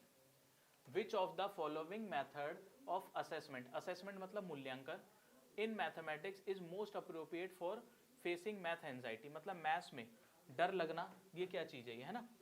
General writing by student, field trip, term and examination. ठीक है, अब देखो बच्चों को जब हम method, इसका मतलब इस क्वेश्चन का क्या कह रहा है, which of the following method of assessment in mathematics is most appropriate for student facing math anxiety. मतलब वो कह रहा है देखो हम असेसमेंट करते हैं, बच्चों का मूल्यांकन करते हैं, मूल्यांकन करने के बहुत सारे तरीके होते हैं, बहुत सारे तरीके होते हैं। वो कह रहा है कौन सा मेथड मूल्यांकन का, असेसमेंट का ऐसा है जिससे बच्चों को मैथ में एंजाइटी होती है, किस में सबसे ज़्यादा डर लगता है। फील्ड ट्रिप मतलब उन्हें जो है ट्रिप पे ले गए, वहाँ पे हमने मैथ्स सिखाई, ठीक है, मैथ्स के बारे में नॉलेज दी, मतलब वहाँ पे उनका एंटरटेनमेंट भी हो गया, बच्चों ने एंजॉय भी कर लिया और मैथ्स भी सीख ली, इससे बच्चों को एंजाइटी नहीं होती। ठीक है, जनरल राइटिंग बाय स्टूडेंट, इससे भी नहीं होती। ठीक है, तो देखो नहीं, एक सेकेंड, हमें क्या बताना है, which of the following method of assessment is mathematics is most appropriate for student facing math. देखो इसमें होगा आपका, एक तो जनरल राइटिंग में बच्चों को दिक्कत होती है, एक फील्ड ट्रिप में, इसका आंसर होगा डी होगा। एक सेकेंड, इसका जो मेरे हिसाब से जो आंसर लग रहा है 24 का, वो क्या लग रहा है, डी लग रहा है, ठीक है ना। 24 का जो आंसर होगा वो क्या होगा, डी, मतलब both A and B, both A and B. अब हम अपने अगले क्वेश्चन पे चलते हैं, question number 25।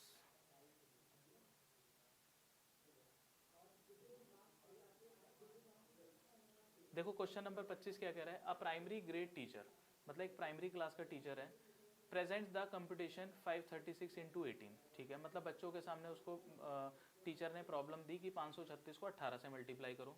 She then writes the following 4 more question, ठीक है, मतलब पहला क्वेश्चन तो दे दिया कि 536 को 18 से मल्टीप्लाई करो, उसने 4 क्वेश्चन और दे दिए कि 550 को 10 से करो, 530 को 15 से करो, 550 को 20 से करो और 500 को 10 से करो। मतलब टीचर ने जो है लगातार एक के बाद एक, लगातार जो है एक के बाद एक जो है कितने क्वेश्चन दे दिए, 5। For each of the 4 competition decide whether the result will be higher और lower than the exact result of 536 into 18। मतलब टीचर ने क्या करा, 5 एग्जाम्पल दे दिए, एक तो वो और 4 ये। टीचर ने ये बोला कि इन चारों क्वेश्चन का जो रिजल्ट आया है वो इसके रिजल्ट से कम है या ज्यादा है, इसके रिजल्ट से कम है या ज्यादा है। Which of the following is least appropriate for the given situation, इस सिचुएशन के हिसाब से कौन सा लीस्ट अप्रोप्रिएट है, सबसे कम। The task involve information but not definite answer, ठीक है, मतलब टास्क में क्या है, इंफॉर्मेशन गिवन है लेकिन डेफिनेट आंसर नहीं होगा, ठीक है, मतलब क्या डेफिनेट आंसर नहीं होगा, बस बच्चे ये बताएंगे कि इसका रिजल्ट इनसे ज्यादा है या नहीं है, ठीक है। तो इसका मतलब ये तो ठीक वाला है, लेकिन हमें बताना है लीस्ट अप्रोप्रिएट, तो ये तो हो गया गलत। The task will help to increase student participation and to create a non threatening environment in maths class. मतलब वो क्या कह रहा है, अगर हम ये क्वेश्चन दे देंगे तो बच्चों में क्या होगा, पार्टिसिपेशन होगी, बच्चों में पार्टिसिपेशन होगी। ये वाला बिल्कुल सही है, लेकिन हमें लीस्ट वाला बताना है, तो ये गलत। Helps teacher understand the thought process of student while giving the answer, मतलब इससे क्या होगा, टीचर को पता चलेगा कि बच्चों का चाइल्ड थॉट प्रोसेस क्या है। आगे देखते हैं, mathematics require precise answer, hence question based on estimation should be avoided in mathematics. मतलब वो कह रहा है मैथमेटिक्स रिक्वायर प्रिसाइज आंसर, मतलब मैथमेटिक्स जो है एग्जैक्ट आंसर डिमांड करती है। Hence question based on estimation, ये एस्टिमेशन ही तो है, should be avoided in mathematics, मतलब वो कह रहा है कि एस्टिमेशन को मैथ्स में अवॉइड करो, बिल्कुल नहीं, मैथ्स में एस्टिमेशन को अवॉइड नहीं किया जा सकता, इसका मतलब यही वाला सही होगा, ठीक है। हमें बताना था लीस्ट अप्रोप्रिएट कौन सा है, तो 25वें का जो आंसर होगा वो क्या होगा, डी होगा। अब देखो 26वें क्वेश्चन में क्या कह रहा है, 26वें क्वेश्चन में कह रहा है read the following and answer accordingly, मतलब हमें इसे रीड करना है और उसके हिसाब से आंसर देना है। Multiplication can be taught in primary classes by using area model, वो कह रहा है एरिया मॉडल का यूज करके प्राइमरी लेवल पे मैथ्स मल्टीप्लिकेशन को सिखाया जा सकता है, मल्टीप्लिकेशन को सिखाया जा सकता है एरिया मॉडल के हिसाब से। ए बिल्कुल सही है, अभी क्यों सही है वो बताता हूं मैं। Area model is a connected array, a key visual representation hence it can be support student multiplicative understanding and reasoning, बिल्कुल ये भी सही है, इसका मतलब दोनों सही है। both A and R correct and R is the correct reason for A। अब ये मैं बताता हूं आपको कि इसका मतलब 26वें का आंसर क्या हो गया, बी हो गया। अब ये एरिया मॉडल क्या होता है, इसे एक बार आप देख लो, देखो जैसे ये हो गया, हमने किसको मल्टीप्लाई करा है, 12 को 13 से मल्टीप्लाई कर रहे हैं, हम किसको मल्टीप्लाई कर रहे हैं, 12 को 13 से मल्टीप्लाई कर रहे हैं। तो हमने क्या करा, इसे अलग अलग कर लिया, इसे हमने क्या कर लिया, अलग अलग कर लिया। 12 को 13 से मल्टीप्लाई करना है, 12 को 13 से, तो देखो 12 को 13 से मल्टीप्लाई करते हैं तो टोटल वैसे कितना आता है, 156 आता है। अब इन्होंने क्या करा, ये वाला एरिया और ये वाला पूरा कितना है, 156, तो इन्होंने 100 ले लिया, 100 ले लिया, 30 ले लिया, 20 ले लिया और 6 ले लिया। तो इस तरीके से इसे मल्टीप्लाई करके टोटल कितना कर दिया, 156 कर दिया, ठीक है। इसे क्या कर दिया, 156, 12 को 13 से मल्टीप्लाई करके, ठीक है। देखो हुआ क्या, 10 बाई 10 का तो ये हो गया 100, ठीक है, और उसके अलावा 2 बाई 3 का ये हो गया 6 और 10 बाई 3 का ये हो गया तो 156 हो गया। तो इसका मतलब इसका ये जो हमारे है क्वेश्चन, इस पे आ जाते हैं एक बार, मतलब एरिया मॉडल का यूज करके हम मल्टीप्लिकेशन का यूज करते हैं, तो इसका मतलब दोनों इसमें सही है बिल्कुल। अब हम अपने अगले क्वेश्चन पे आते हैं। देखो अगला क्वेश्चन क्या है ये, ठीक है, देखो क्वेश्चन क्या कह रहा है, a primary grade teacher gave the following task to student. मतलब एक प्राइमरी क्लास के टीचर हैं, उन्होंने अपने बच्चों को कुछ टास्क दिया। देखो टास्क क्या है, टास्क है यहाँ पे बॉक्स है, यहाँ पे बॉक्स है, और इसे प्लस करके ये आ गया। तो बच्चे ने क्या करा, किसी ने यहाँ 3 लिखा होगा, किसी ने 5, किसी ने 2 लिखा होगा, किसी ने 6, और यहाँ पे लिखा होगा किसी ने 2 लिखा, किसी ने 5, किसी ने 4 लिखा, किसी ने 3, है ना। ऐसे ही इसमें से ये देखो यहाँ पे क्या है माइनस, 6 में से 2 माइनस करा तो 4 आ गया, 7 में से 4 माइनस करा तो 3 आ गया। ये वैल्यू वेरी कर सकती है, हर बच्चा इसका अलग अलग आंसर दे सकता है, लेकिन आंसर सही आएगा। सेम इसमें ये बॉक्सेस हैं, मान लो 0 में 3 जोड़ दिया तो 3 हो गया, 1 में 2 भी जोड़ सकते हैं, ऐसे ही 5 में 3 जोड़ दो या 4 में 4 जोड़ दो। ऐसे हमने प्रॉब्लम हमने बच्चों को दी। Which of the following is most appropriate for the given task, मतलब जो टास्क दिया है उसके हिसाब से कौन सी चीज बिल्कुल सही है। It would assess the student on mental computation and estimation skill, ठीक है। It will increase teachers work in assessing the student response, नहीं, वो कह रहा है ये जो है टीचर का वर्कलोड बढ़ा देगा कि बच्चों का असेसमेंट करने में, बिल्कुल गलत है। It is an inappropriate task, वो बोल रहा है ये टास्क बेकार है, बिल्कुल ये तो टास्क तो बिल्कुल सही है, ये बेकार तो है ही नहीं, तो ये भी गलत। It would include multiple answer and hence can mislead the student, वो कह रहा है इसमें ना आंसर जो है मल्टीपल आएंगे, जैसे 3-5 बोल सकता है बच्चा, कोई 2-6 बोल सकता है, एक साथ बोल सकता है, तो वो कह रहा है मल्टीपल आंसर आएंगे और ये चीज जो है ना बच्चों को मिसलीड करेगी, बिल्कुल नहीं करेगी। इससे तो बच्चों में इंटरेस्ट क्रिएट होगा और बच्चों को पता चलेगा कि इसके जो है एक से ज्यादा रिजल्ट भी पॉसिबल है। तो इसका मतलब 27 का जो हमारा आंसर होगा वो क्या होगा, ए होगा।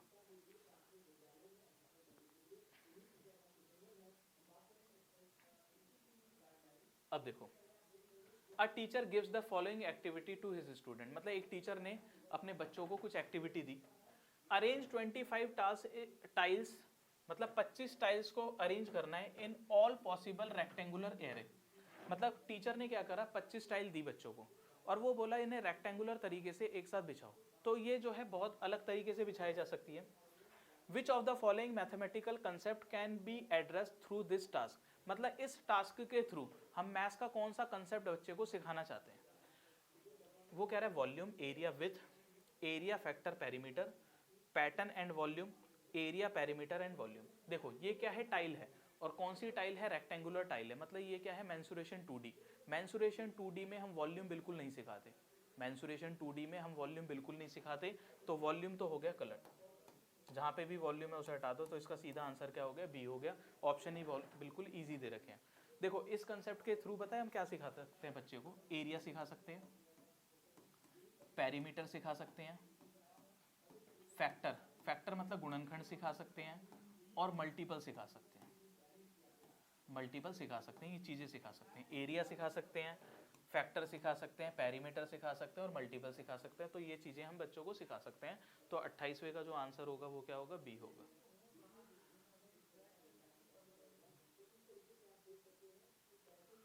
अब देखो जोल्टन डाइन्स दिया गया, पहली बार एक क्वेश्चन आया हमारा जिसमें जोल्टन डाइन्स के बारे में दिया हुआ है। देखो क्या कह रहा है, which of the following represent the correct sequence of principle of mathematics learning as given by Zoltan Dienes. मतलब देखो जोल्टन डाइन्स ने मैथमेटिक्स लर्निंग में कुछ सीक्वेंस दिया है, मतलब उन्होंने बोला है कि बच्चा किस तरीके से किस चीज को सीखेगा, ठीक है। अब वो कह रहा है कि इसमें हमें क्या बताना है, which of the following represent the correct sequence, मतलब हमें बताना है इसमें से कौन सा सीक्वेंस करेक्ट है। अब देखो उन्होंने सबसे पहले क्या बताया, उन्होंने बताया कि याद रखना, ये आपको इसका सीक्वेंस याद रखना पड़ेगा। कई बार आपसे सीक्वेंस पूछ लेगा और कई बार पूछेगा कि इसमें से उन्होंने कौन सा प्रिंसिपल दिया है या कौन सा प्रिंसिपल उन्होंने नहीं दिया। एक तो डायनेमिक प्रिंसिपल दिया है, एक कंस्ट्रक्टिव प्रिंसिपल दिया है, एक दिया है परसेप्चुअल, फिर दिया है वेरिएबिलिटी, फिर दिया है मैथमेटिकल वेरिएबिलिटी प्रिंसिपल। तो सबसे पहले डायनेमिक है, फिर कंस्ट्रक्टिविटी है, फिर परसेप्चुअल है, फिर वेरिएबिलिटी है, फिर मैथमेटिकल वेरिएबिलिटी प्रिंसिपल है। इसका मतलब इसका जो 29 का जो आंसर होगा वो हमारा क्या होगा, डी होगा। तो डी इसका जो डायनेमिक होगा, सॉरी एक सेकेंड, इसमें जो हमारा आंसर होगा, देखो क्या कह रहा है जोल्टन डाइन्स ने, जो मैथमेटिक लर्निंग का जो हमारा सीक्वेंस दिया है वो इसमें से कौन सा सही है। तो देखो जोल्टन डाइन्स जी ने जो बोला है, सबसे पहले तो देखो आता है डायनेमिक, सबसे पहले आता है डायनेमिक, फिर आता है परसेप्चुअल मतलब डीपी, ठीक है, उसके बाद आएगा मैथमेटिकल वेरिएबिलिटी डीपीएम, और उसके बाद आएगा कंस्ट्रक्टिविटी प्रिंसिपल। तो ये वाला आंसर होगा, इसका डी नहीं होगा। तो जोल्टन डाइन्स का जो सीक्वेंस है ये याद रखना, इसी सीक्वेंस में उन्होंने चीज़ों को बताया है कि बच्चों का जो मैथमेटिक्स का जो लर्निंग है उसका प्रोसेस क्या रहता है। तो 29वें का डी नहीं होगा, हमारा सी होगा इसका आंसर, ठीक है ना। देखो मेरे ख्याल से क्वेश्चन रिपीट हो रहा है। विच ऑफ द फॉलोइंग, एक सेकेंड, वो क्या कह रहा है, which of the following learning outcomes in mathematics can't be express from grade two learner. देखो मैंने लास्ट पेपर में बताया था, लास्ट नहीं मेरे ख्याल से हर पेपर में ही आ रहा है कि फ्रैक्शन का टॉपिक ऐसा है जो 4th क्लास में हमारा शुरू होता है, ना तो फर्स्ट में, ना सेकंड में, ना थर्ड में। वो कह रहा है इन चारों में से किस चीज को जो है हम ग्रेड 2 में नहीं पढ़ा सकते। वो कह रहा है measuring the length of a table using hand Spain, मतलब एक टेबल रखी हुई है उसकी लेंथ को नापना है, और किससे, हाथ से। Showing 2 into 3 is equal to 3 into 2, ठीक है। सॉल्विंग 1/4 प्लस में 3/4, ठीक है। तो इसको जो है हम इस चीज मतलब क्लास सेकंड के बच्चे को हम फ्रैक्शन के बारे में नहीं पढ़ाते, ठीक है। तो ये क्वेश्चन दोबारा रिपीट हुआ है, इस बात को याद रखना कि फ्रैक्शन का जो टॉपिक आता है प्राइमरी लेवल पे वो कहाँ पे इंट्रोड्यूस करते हैं हम, 4th क्लास में, ना तो सेकंड में ना थर्ड में, ठीक है। पैटर्न आप पढ़ा सकते हो, मल्टीप्लिकेशन आप पढ़ा सकते हो, और उसके अलावा लेंथ को मेजरमेंट करना आप पढ़ा सकते हो बेसिक लेवल पे, उसमें कोई इशू नहीं है, ठीक है। तो अभी ये जो है हमारा 7वां पेपर आज खत्म हुआ है, ठीक है। आई होप सो आप लोगों को चीज़ें क्लियर हुई होंगी। और ये जो मैंने इसमें ऑब्जर्व करा, जो 7th पेपर में जो कंटेंट था वो पीछे जितने भी हमने पेपर करे हैं उसके कंपैरिजन में थोड़ा सा टफ था, इसमें कैलकुलेटिव ज़्यादा था। तो डरने वाली कोई बात नहीं है, आपका पेपर जो है ईजी आएगा, आप बस अपनी तैयारी को बढ़िया से करते रहिए, ठीक है। रिवीजन बहुत ज़रूरी है, नया पढ़ने की कोशिश मत करना क्योंकि आपका एग्ज़ाम 20 अगस्त को है, ज़्यादा टाइम इसमें बचा नहीं है, हार्डली जो है 8 दिन बचे हुए हैं। तो अपना जो है नया पढ़ने की ज़रूरत नहीं है, बस जो आपने पढ़ा हुआ है उसे अच्छे से रिवाइज करना, और जो आपका स्ट्रॉन्ग पॉइंट है उस पर फोकस अच्छे से करना, और प्रीवियस ईयर पेपर बस आप करते रहो, आपका एग्ज़ाम बिल्कुल आराम से निकल जाएगा, ठीक है। तो ठीक है, फिर आज के लिए हम यहीं पे ख़त्म करते हैं, फिर अगली क्लास में फिर मिलते हैं, 8वां पेपर हम आपके सामने लेके आएंगे, ठीक है। Okay bye.